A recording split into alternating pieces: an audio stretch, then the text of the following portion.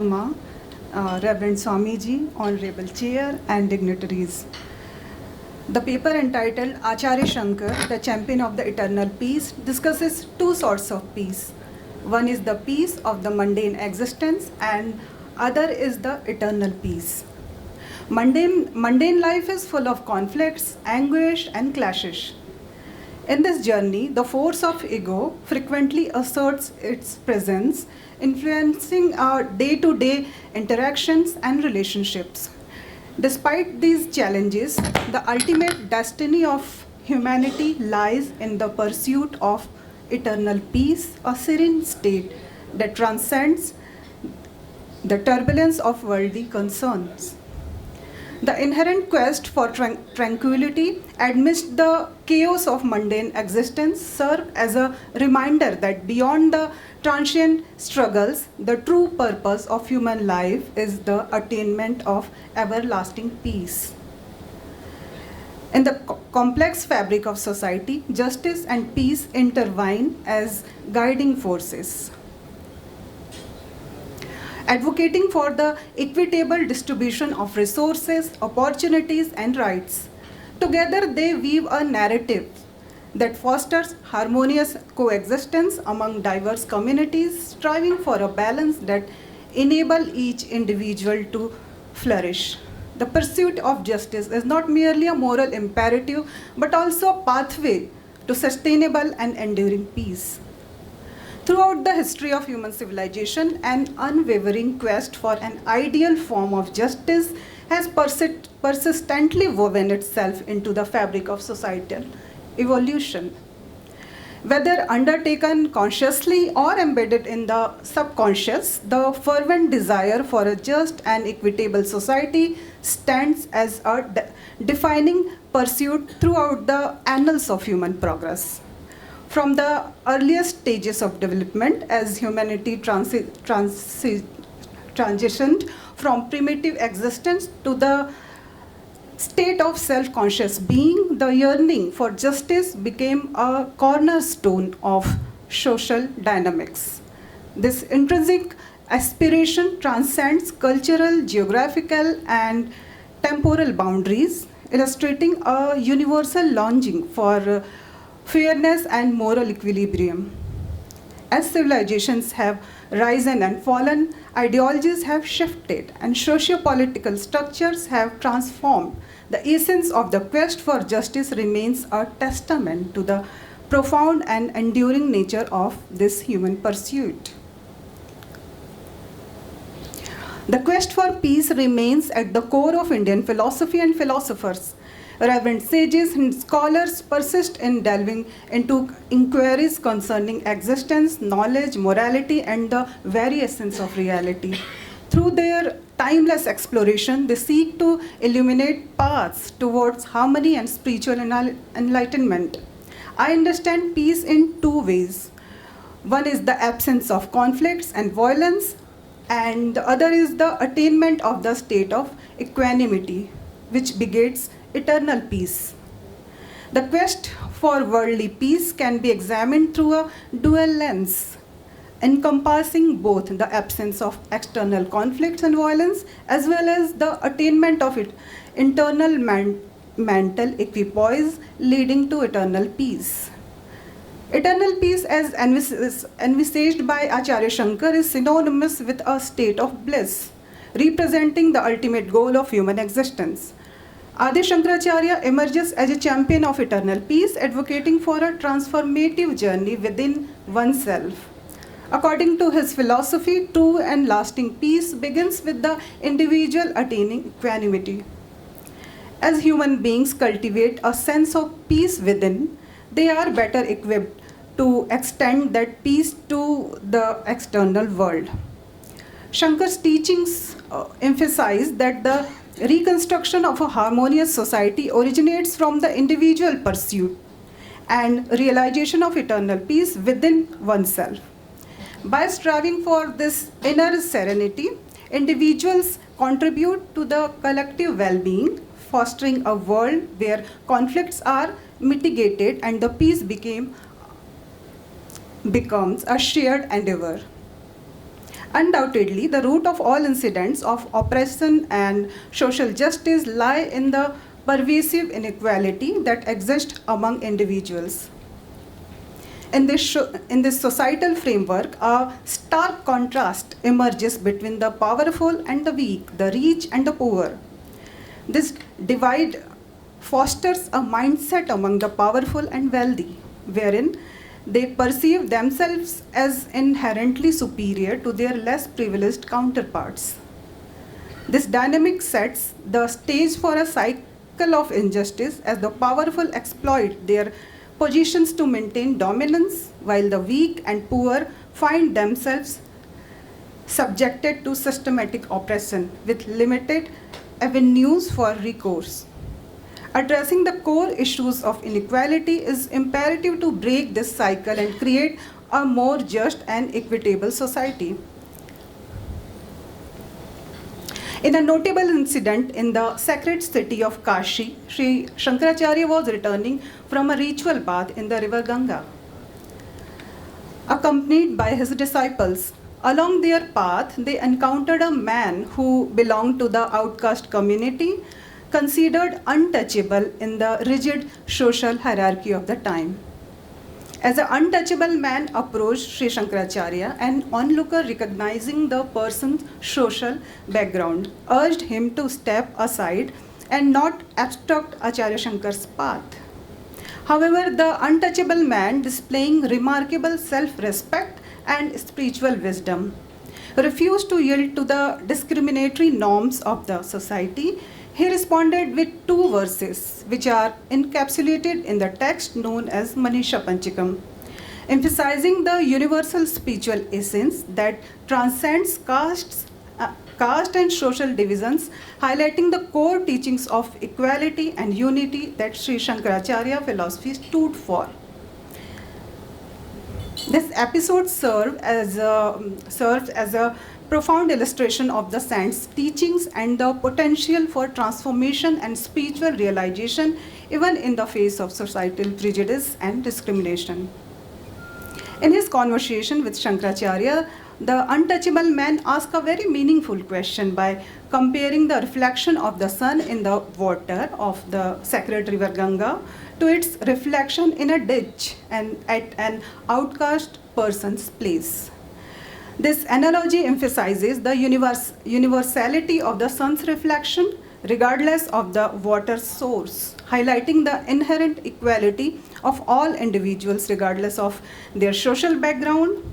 This query challenges the discriminatory social norms that exist within the caste system. He asked that Annamaya Dannamayam Athva Chaitanyamaya Chaitanyat Dvijvar Duri Kartum Vanchi Kim Bruhi Gach Gacheti. Do you wish to eliminate the physical body or isolate consciousness?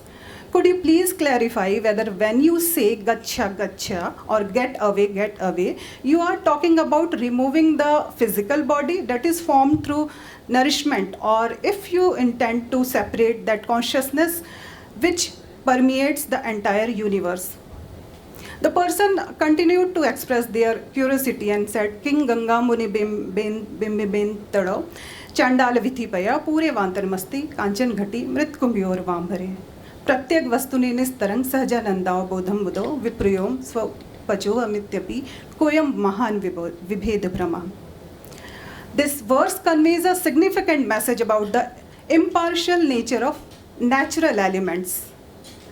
It emphasizes that the sun's light shines equally on all, whether it be the sacred river Ganga or a ditch in marginalized communities.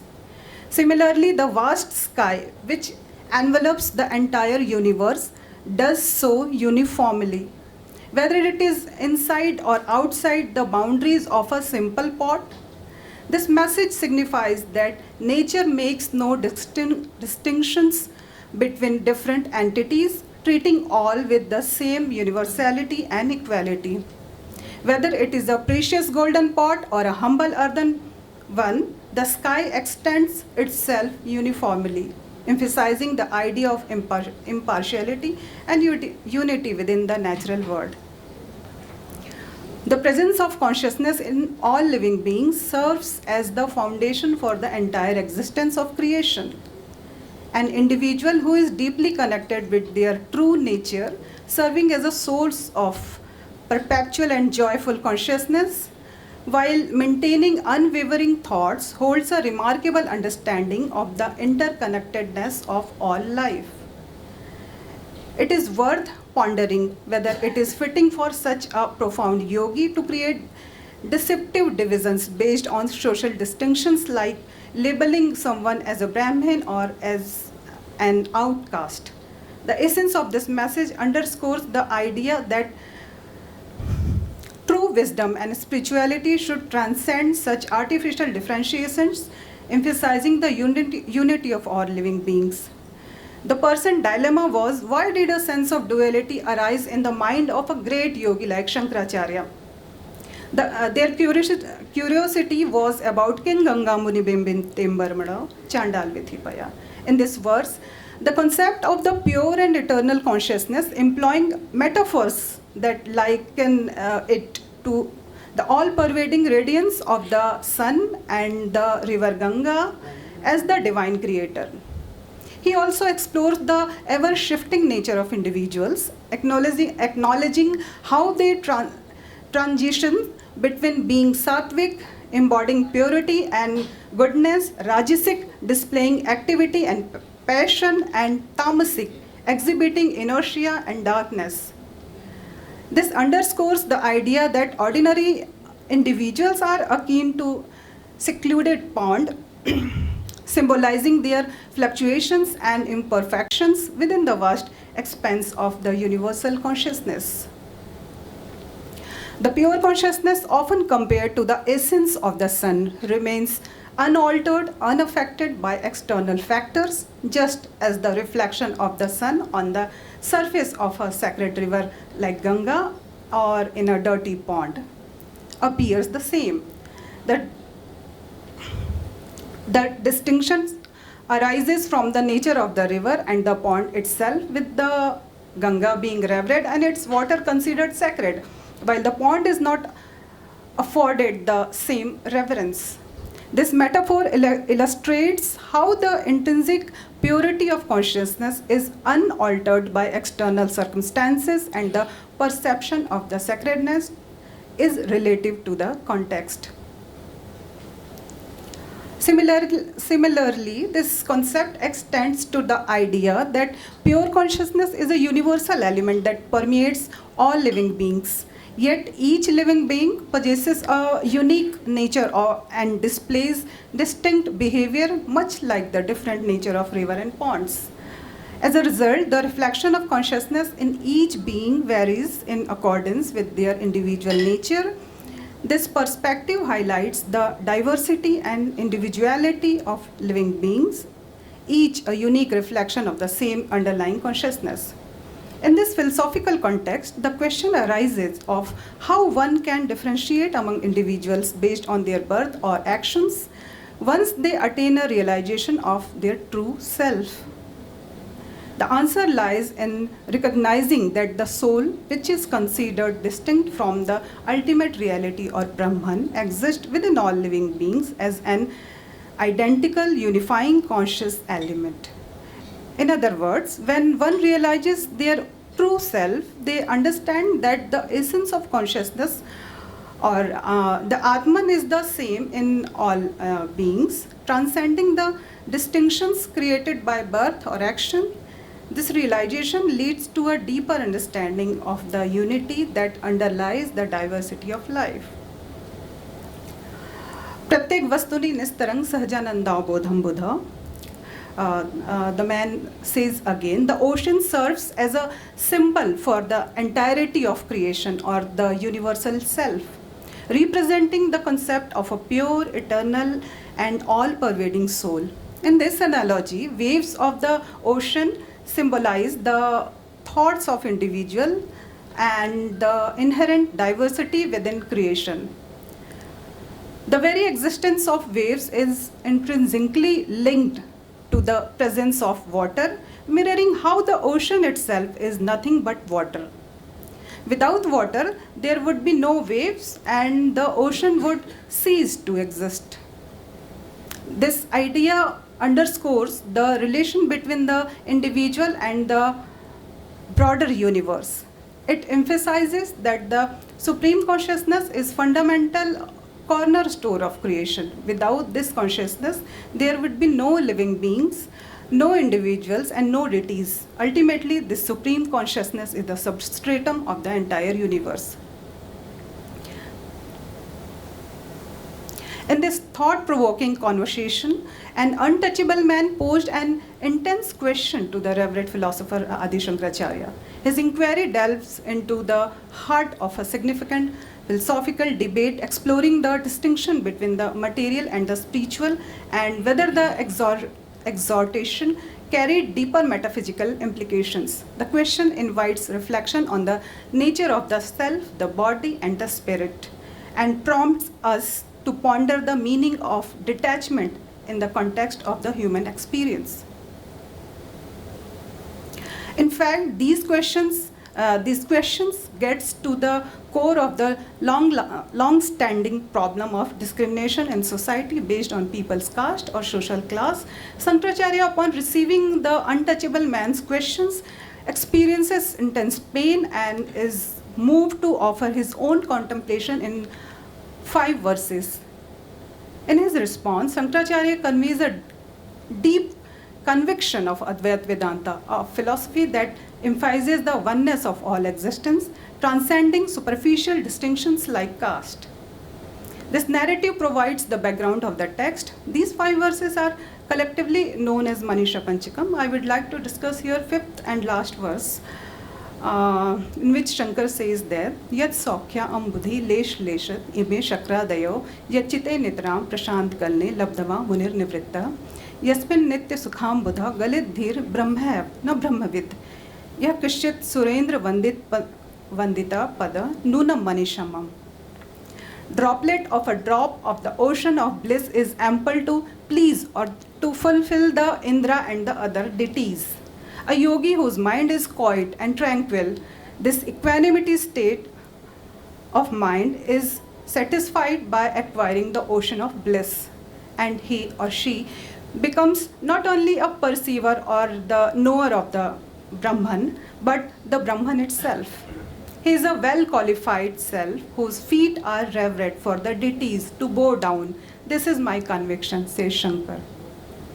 A tiny droplet of worldly happiness from the vast ocean of peace has the ability to satiate and fulfill even the deities. This idea emphasizes the incredible potential of even the tiniest taste of bliss. For a sadhaka or yogi who can uphold a calm and tranquil state of mind, achieving this equanimity leads to satisfaction, similar to acquiring an entire ocean of bliss. In this state of inner peace, an individual not only comprehends their true nature or connection with the divine, but actually embodies it. Such a person is considered a highly qualified and enlightened being, and their presence is to so reverent that even deities bow in reverence to them. This concept underscores the transformative power of inner serenity and self-realization, revealing that a drop of bliss can lead to an ocean of self-realization. Supreme Self, or the Brahman, is the ocean of eternal bliss. Fraction of a second of bliss is sufficient to gratify the worldly deities, says Shankar in the last verse of Manisha Panchakam, to glorify the eternal peace of Supreme Consciousness. An individual driven by the aspiration to attain oneness with the Supreme Self and finds that the pleasure of the material world fit to provide lasting satisfaction. Instead, their focus becomes a constant contemplation of the Supreme Self, leading to the realization of eternal peace. As this aspirant's mind becomes inseparably intertwined with the realm of Supreme Consciousness, they transcend the mere status of being an observer or knower of Brahman. In this profound state of unity, the aspirant is no longer distinct from Brahman, but rather becomes one with it.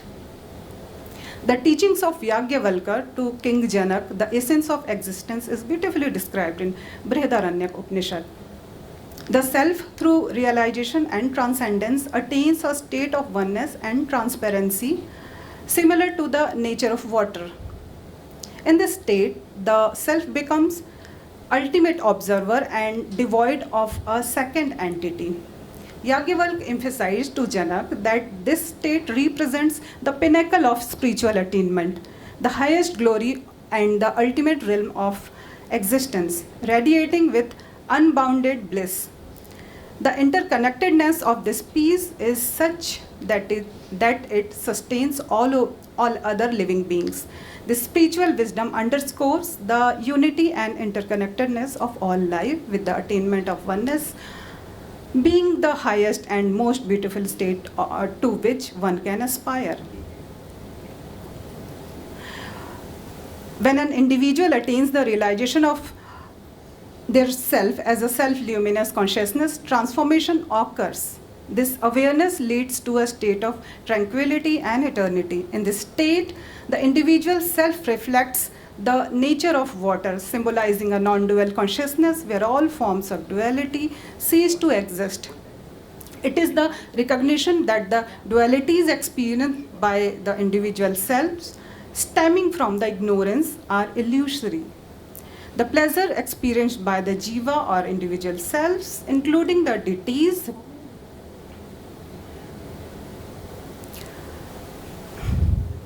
I'm skipping a few paragraphs. Realization of the self is, in essence, the process of shedding the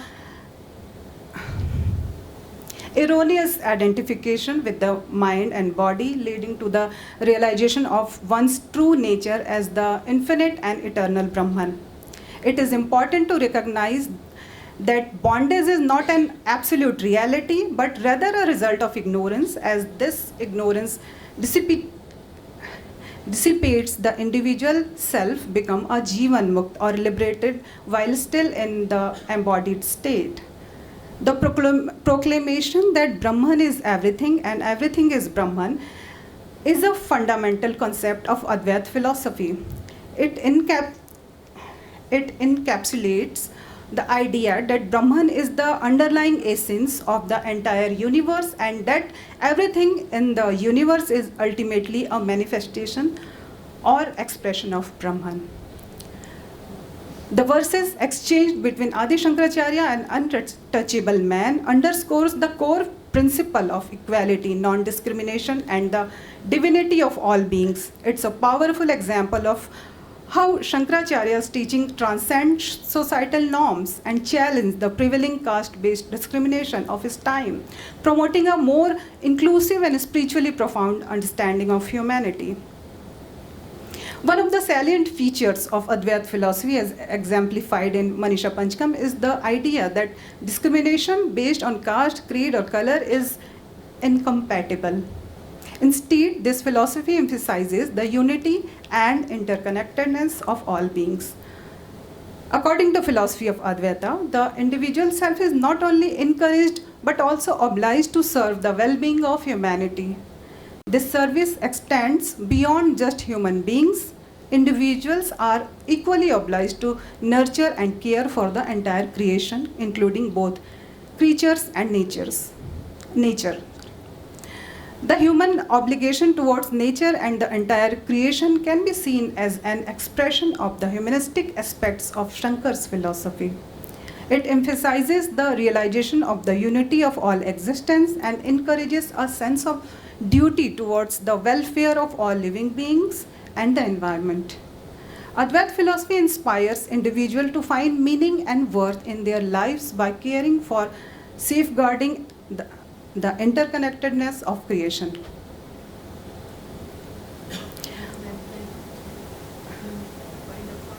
Okay, ma'am. So, when an individual transcends the challenges of earthly existence or worldly existence, is not mere a product of fanciful desires or detached contemplation rooted in abstract reflection. Instead, it necessitates a deep understanding, one that can only be acquired through resolute and unwavering dedication. This realization is the result of ardent effort and a deliberated journey toward self-awareness.